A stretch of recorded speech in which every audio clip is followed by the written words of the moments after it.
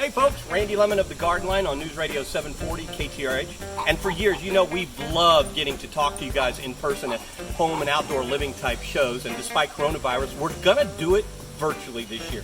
So September 12th and 13th, I'm going to do a virtual GardenLine seminar for the Montgomery County Home and Outdoor Living Show. So go to textwoodvirtual.com. That's TEXWOOD, textwoodvirtual.com, and get registered so you can ask your questions starting at 11 a.m. both days. By the way, we'll take email questions too during the actual seminar, and if you don't want to be in on the Zoom part of this, but with your actual question. So again, go to textwoodvirtual.com.